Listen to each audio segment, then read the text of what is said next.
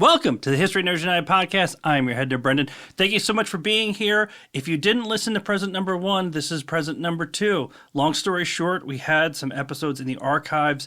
They were one of the first episodes that we recorded, and we wanted them to be heard by everybody. Even if they're a little rough around the edges, we're figuring out, how everything should sound and all of that stuff. So here's present number 2. Don't forget to go back for present number 1. Present number 2, Contest for Liberty by Seanegan Sculley.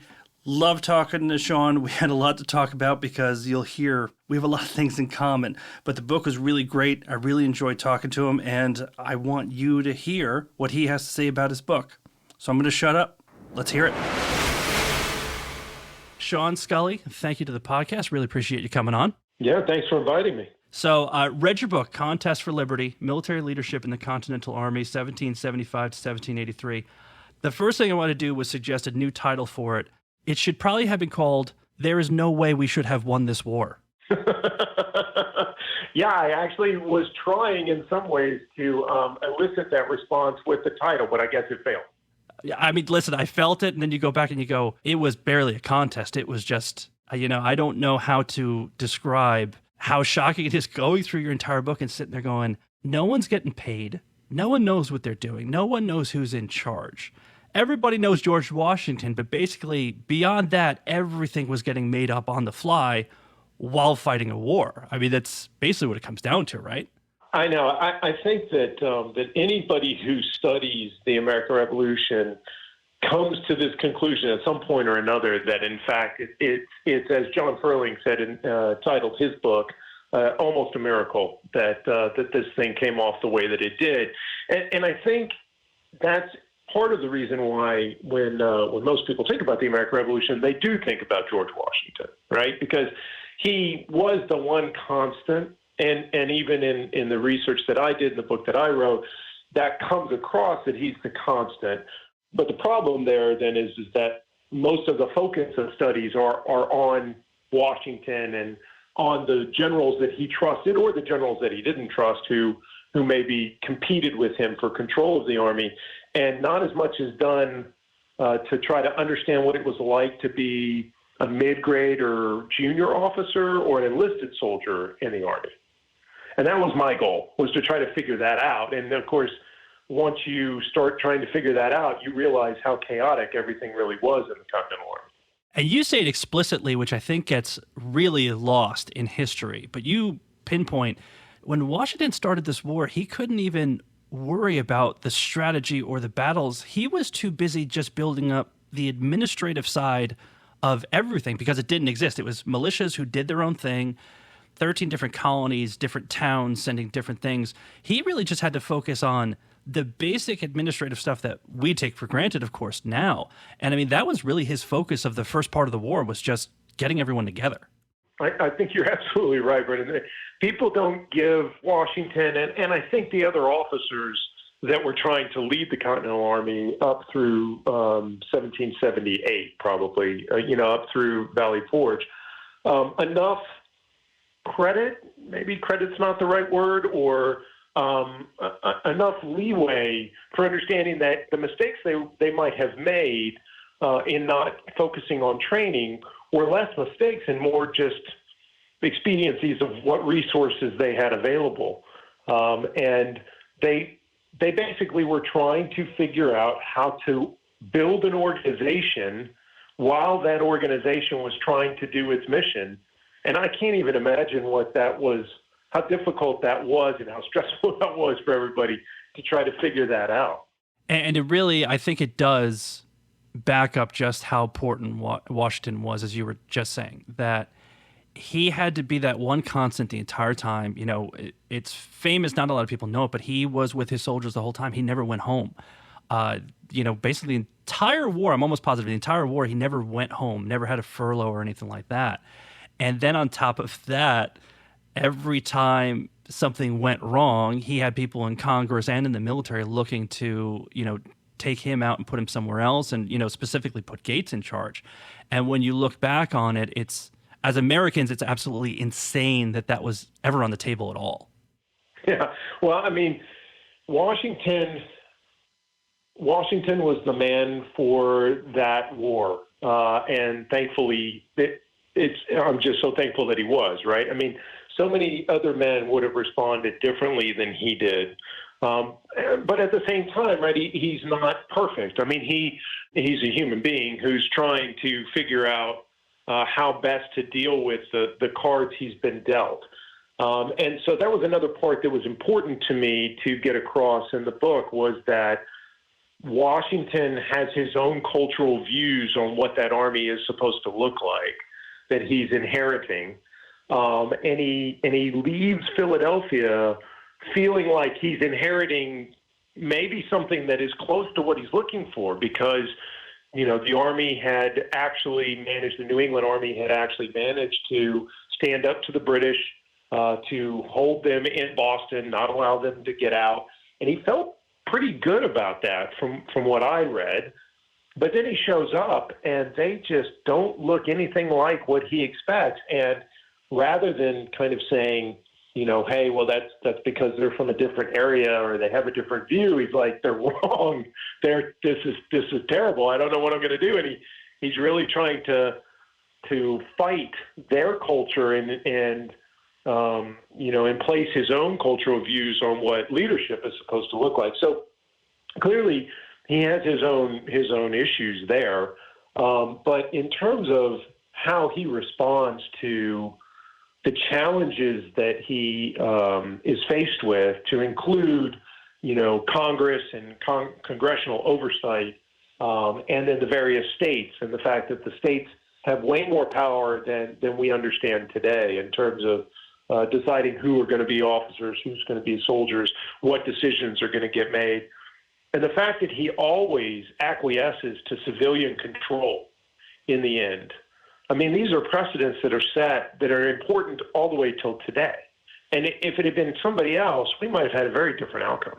100%. And then when you look at all of that and how he's trying to build this up, this is somebody that I think very often gets lost because his name comes up, but I don't think people really give enough credit. How big a deal do you think Baron von Steuben was in building up this army? You know, you have his regulations for the order and discipline of troops of the United States, which is basically, here's how you army, for lack of a better term. And he comes in and implements this, and it seems like there's just a monumental jump between before these regulations get put out and after, where all of a sudden the British start to realize they're fighting what looks like professionals now where they weren't before. Yeah, well, I mean, I think the von Steuben is incredibly important to this. But one of the things that I have found interesting about the Blue Book, about his regulations that come out of that training session, if you will, at Valley Forge in 77 to 78, is that the language is almost democratic in some respects when you turn to the very end of the book that describes the positions for all of the various levels of leadership within a regiment, all the way down to telling a private what a private should be doing. And if you think about that, that's interesting, right? Because that has an expectation that the private can read and that the private will read the regulations. Something not common in European armies in the 18th century. So I think that I need to do more to learn more about von Steuben, to be quite honest, because what I get from this is that he wasn't this Prussian drill master that many people think of as being, you know, very stuck in his ways and not willing to bend anyway. It seems to me as if he's beginning to incorporate the requirements that American soldiers have, or expectations that they have of their leadership, into this drill. And I think maybe the bigger reason that they come out of Valley Forge and enter into 1778 and through to 1781, 82, more disciplined and better prepared, is that Washington finally has a chance to actually drill his army and train them. You know, if I think in terms of stages of the war and the organization of the army, I kind of think of the first year of 76 is really about Washington just trying to gain some sort of administrative control And then in 77, he's trying to gain some sort of disciplinary control. And finally, by 1778, he's got some sort of a training regimen in place. And that allows them to actually become much more effective in a conventional fight. And I think both of us having the military experience in the Army, it really carried over from there. A lot of the things that you talk about, and what I've always found interesting is being in the United States military, one of your jobs is to know the job of the person above you. The expectation is that you're kind of constantly growing, and that if you're a private, you should know what a specialist does. A specialist should know what a sergeant does, and all the way up. And your book kind of points out how back in those days, the expectations was the officers were the officers, shut up and do what you're told. And if something happened to them, it was chaos because the men didn't know what to do. Whereas, like you were saying with the Blue Book, here's what everybody does. This is all laid out so that everybody can understand, where you are in the pecking order, but what does the next level look like?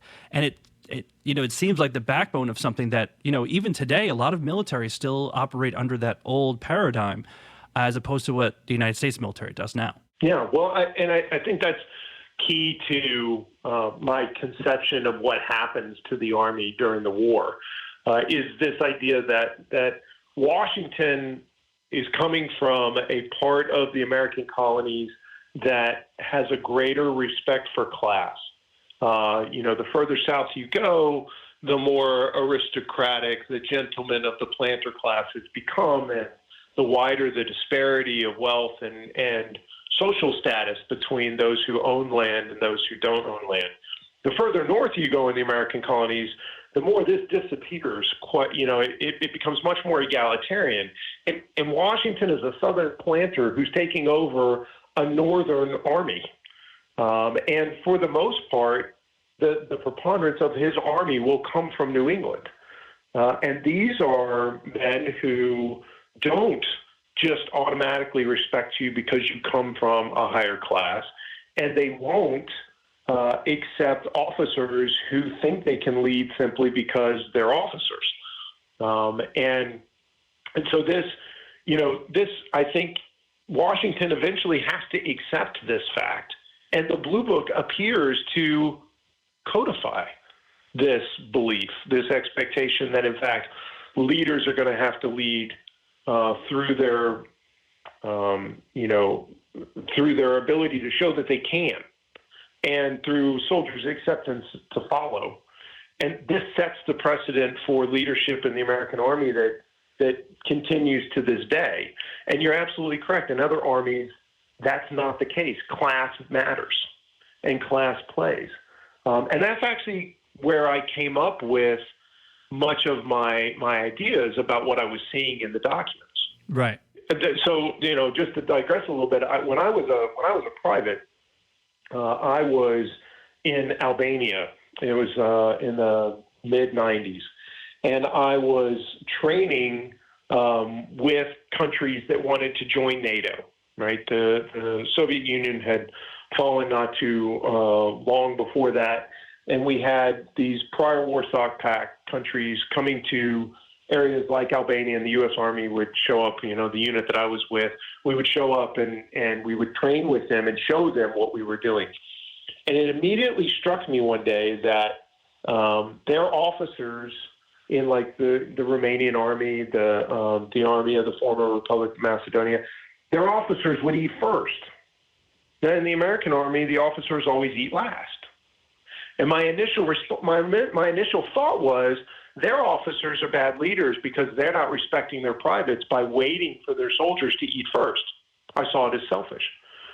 I didn't understand that, in fact, their ideas of leading were different, culturally different. And it took me a little while to kind of understand that. And then when I went to Iraq in 2009 and 10, and I was a military advisor, I actually had Iraqi soldiers working for me. And I realized that I had to lead them differently because what American soldiers would respect in me as a leader, Iraqi soldiers would see as weakness. And I actually had to change what I was doing. And so as I thought about that, I thought about what Washington was dealing with and the soldiers that he had. That's kind of where the genesis of the thesis for this book came from. And it's really interesting. That's also, thinking about my time in Iraq, something that we didn't necessarily know ahead of time and really caused a lot of problems is when you're talking to anyone of authority on the Iraqi side, once they talk to a certain rank, they refuse to talk to anyone of the rank below. Once you've kind of opened up the gate of, I was a lieutenant and I would interact with people and, they would say, okay, you're the highest rank, so I'm going to talk to you. But then as soon as my company commander would come, he'd no longer talk to me. He goes, well, now I'm talking to the real big dog. There's no reason for me to interact with you ever again. And, not understanding those cultural changes could really put you in a bad position because now I can't get anything done because now I've been outranked. They know who they can go to. And now you're kind of SOL, for lack of a better term. That's right.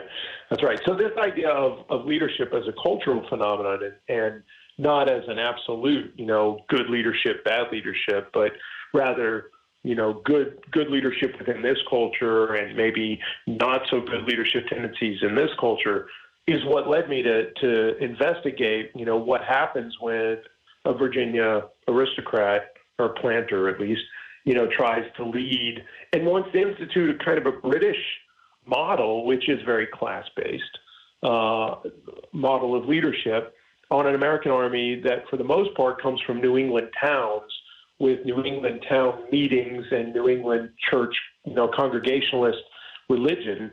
And the answer is that we get something in 1779 that, in my opinion, looks completely different from the army that it's fighting, the British Army. You have a really powerful anecdote about a soldier getting all of his money at the end and then literally having to use all of that money just to get home. I believe it's to Connecticut. I may be wrong, but basically the Continental dollar, like you said, was so devalued, just hitching a ride home cost him all his money that he had made in the war. That's correct. And then of course, for others that didn't even have that much money, they actually hitched a ride down to New York City once they were disbanded, and they hired themselves on as porters to load British ships with British Army goods because they could get paid in British sterling, which was the only stable currency left. I mean, that's just American can-do attitude right there. Yeah, it is. I mean, we're going to send you off in one of two ways, but if we're making money doing it, I guess that's a good thing. But yeah, I mean, it was amazing that they stayed. I mean, and actually the research I did showed that desertion rates were actually low during this period of time. And you talk about it in the book, but can you distill down for me what you think kept them there? It was a little bit of some of them didn't have anywhere to go. There was patriotic fervor as there was. I mean, what do you attribute that to? Because, I mean, this is, anybody else nowadays would say it's insane for you to continue to do this. What kept them there? Yeah, so, I mean, I think it was, as is the case in most human endeavors, right, a combination of a bunch of different things, and it's complicated. I think for a lot of soldiers, they stayed for their fellow soldiers. I think that they had remained with each other for a very long time, and as they stayed longer and longer, individual desertion became less and less palatable to a soldier because it was seen as a betrayal of the other soldiers in his unit, right? Now, coming together in a mass protest, which is, what was termed a mutiny at the time, might be more attractive to them if they saw that as something that they could do. But even those didn't happen all that frequently, in part because the soldiers saw that the officers were not much better off than they were. If privates weren't getting paid, sergeants weren't getting paid, lieutenants weren't getting paid. There's a lieutenant out of Massachusetts that I talked about who, he's riding home asking for yarn so he can darn his socks because he can't afford to buy yarn and he can't afford to buy socks and he doesn't have any money. And so I think part of it is unit cohesion becomes very important. Another part of it is they had fought really hard for the revolution and for this concept of liberty. And I don't think that many of them were willing, particularly those who had served longer, were willing to abandon the cause at the very end, even if some of them felt that that those in power had abandoned them. And I think perhaps that bound them even more together, kind of like how drill sergeants do with trainees, right? The drill sergeant makes himself or herself the enemy, if you will, to get the group to coalesce together. And so I think that there's some of that. And then the officers themselves did everything they could in most respects to recognize the soldiers, recognize that they weren't being treated properly, and tried to represent them as best they could. And I write in the book most famously, it's Massachusetts that does a good job of this. The officers of the Massachusetts line are going back to their state legislature and saying, look, you have to pay these people. Like, you have to take care of their families. You can't just leave them to the will of the Continental Congress that obviously is not doing what it needs to be doing to pay them. And the fact that the Massachusetts legislature, the General Assembly, does that very thing, in fact, passes a law to take care of these soldiers' families while they remain in the Army, shows that works. So I think that all of those various aspects play, and I think the one that's least investigated is this relationship between the soldiers and the officers. The officers have a relationship with their soldiers. The soldiers have a relationship with their officers, and that relationship matters as much as the relationship between soldiers. It makes me think about anybody who's read the website knows I'm a huge fanatic about the Marquis Lafayette. And I know specifically for him as an officer towards the end of the war when he had his own unit, his own specialized unit, he nearly bankrupted himself trying to clothe them himself, buying everything that he could from beginning to end. And a lot of people don't realize when you say Lafayette almost bankrupted himself, that's really hard. I mean, he was kind of Bill Gates level rich back in the day. Yes. And he wasn't the only one that did that. A lot of these officers took the time and their money. I mean, it's not cool to say his name in this respect, but Benedict Arnold ruined himself financially for the war and for his soldiers. It brings me to a question. This is sacrilegious for two Army guys to be talking about, but, Jim Martin put us in touch so that we can do this podcast, and he wrote a book on Benedict Arnold.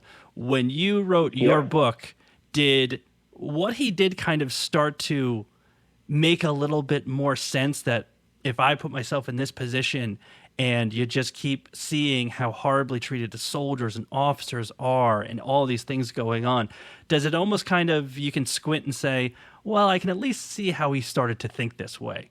Well, I think, what it did for me, it's funny. It didn't really make me more sympathetic to Arnold. It actually made me more appreciative of men like Stark and Sullivan and Washington and Greene, who persevered through it. And in fact, it elicited even more respect, even awe for me, for those men, because in fact, they faced this very thing themselves and never quit. They never gave up. They never decided that this was never going to work. And then, turned on all of those soldiers who had sacrificed so much at their request, right, at their orders.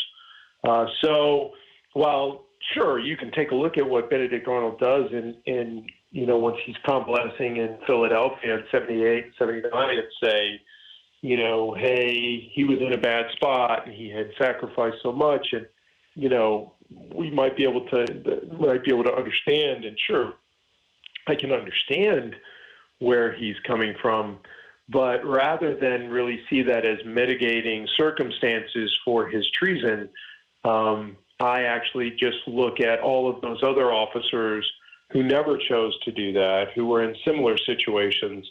And the fact that they didn't, and in fact, all they kept doing was continuing to petition Congress and petition their state governments for adequate supplies, for adequate pay, for adequate recognition of the sacrifices that the soldiers were making, it just made me appreciate them that much more.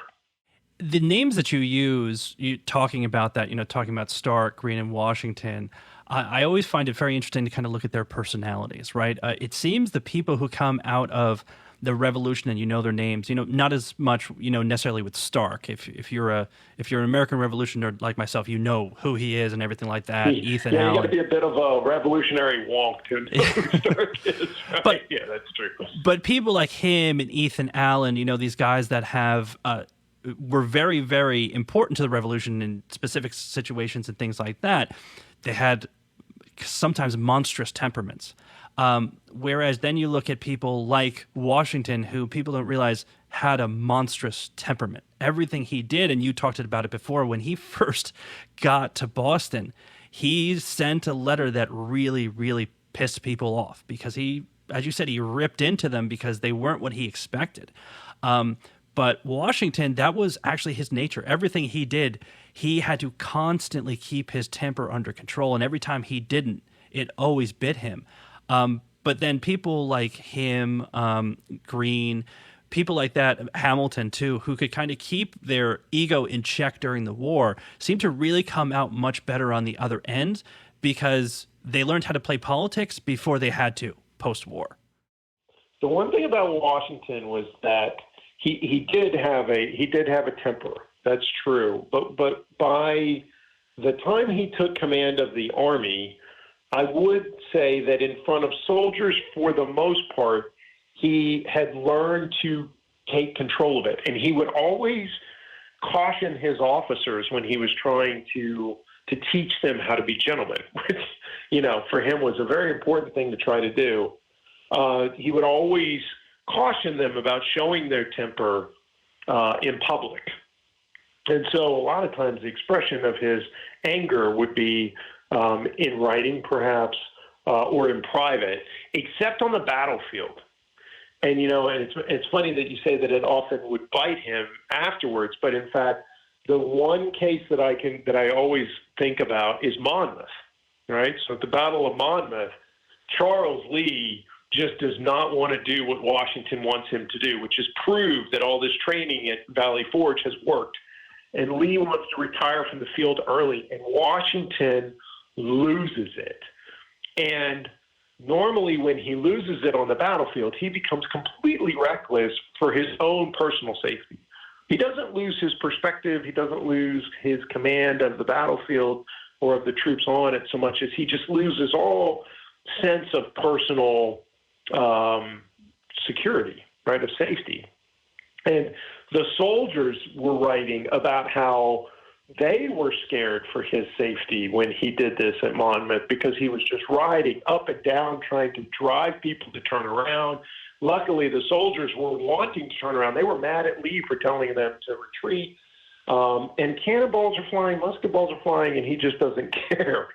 And so sometimes it was a benefit to him because I think that played in his first big battle in Monongahela in 1755, and it played to his benefit in other battles at Brandywine and such, that at least from that regard, he was never going to quit the field unless he thought it was the right thing to do, But in terms of, later on with Hamilton and with some of these others that learn, I don't know if it was so much about them learning to control their tempers as it was that they got a little jaded during the war. I think the neglect of the Continental Army, and for some of them, the neglect of the officer corps, they felt, we could talk about the Newburgh conspiracy at some point, but this neglect jades them. But then I think men like Hamilton, he's smart enough to realize that neglect has itself its own foundation, which is this problem with taxation and lack of enough centralized authority at the national government level, which of course then has its own impacts, in the 1790s after we ratify the Constitution. It's funny talking about Washington not thinking about his own safety. Anybody who's been in the military for more than 10 minutes has heard this line come out of someone's mouth. Sir, please don't do that. That's a bad idea. Generally speaking, as I'm thinking of it, it was mostly my soldiers when I was a very, very stupid second lieutenant. Thank God they were there. Yeah, no, that's actually, when I became a sergeant, that was the first thing they taught me to say. So, Sean, listen, I think we'll wrap it up here. I really appreciate your time. This was really insightful. Thank you for coming on. Well, thank you very much, Brendan, for having me on. This has been fun. And that's it for this episode. I hope you enjoyed it, everybody. Whatever holidays you are celebrating, I hope they're happy. Please travel safe wherever the heck you're going. And maybe keep an eye out on Friday. Maybe there's a third present coming. Stay cool, nerds. History